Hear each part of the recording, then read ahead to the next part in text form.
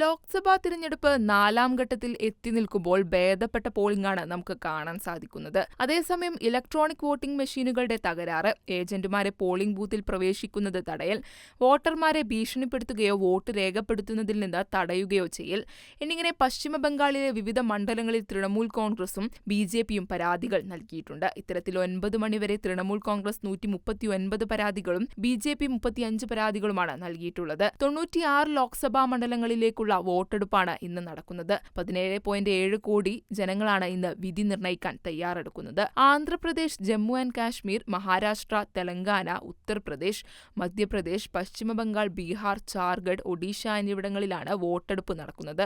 ലോക്സഭാ തിരഞ്ഞെടുപ്പുകളിലേക്ക് മാത്രമല്ല, ആന്ധ്രാപ്രദേശിലെ 175 മണ്ഡലങ്ങളിലെയും ഒഡീഷയിലെ 28 നിയമസഭാ മണ്ഡലങ്ങളിലേക്കുമുള്ള തിരഞ്ഞെടുപ്പ് ഇന്ന് നടക്കുന്നുണ്ട്.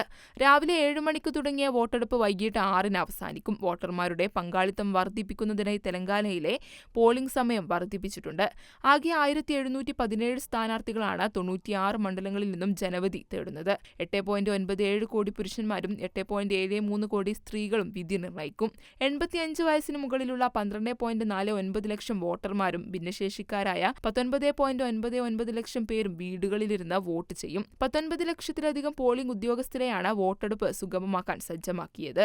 126 പൊതുനിരീക്ഷകർ, 70 പോലീസ് നിരീക്ഷകർ, 168 ചെലവ് നിരീക്ഷകർ എന്നിങ്ങനെ 364 നിരീക്ഷകർ, 4661 ഫ്ലൈയിംഗ് സ്ക്വാഡുകൾ, 4438 സ്റ്റാറ്റിക് സർവൈലൻസ് ടീമുകൾ, 1710 വീഡിയോ നിരീക്ഷണ ടീമുകൾ, 934 വീഡിയോ വ്യൂവിംഗ് ടീമുകൾ എന്നിവർ നാലാം ഘട്ടത്തിലേക്ക് സജ്ജമാണ്. മദ്യം, മയക്കുമരുന്ന്, പണം തുടങ്ങിയവയുടെ ഒഴുക്ക് തടയാൻ 1016 അന്തർ സംസ്ഥാനങ്ങളും 121 അന്തർദേശീയ അതിർത്തി ചെക്ക് പോസ്റ്റുകളും കർശനമായ നിരീക്ഷണത്തിലാണ്.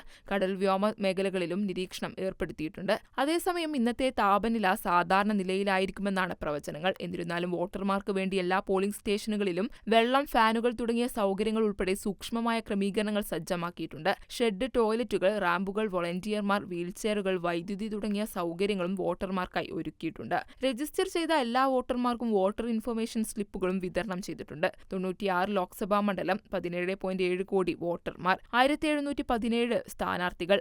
നാലാം ഘട്ടം വിധിയെഴുതുന്നു.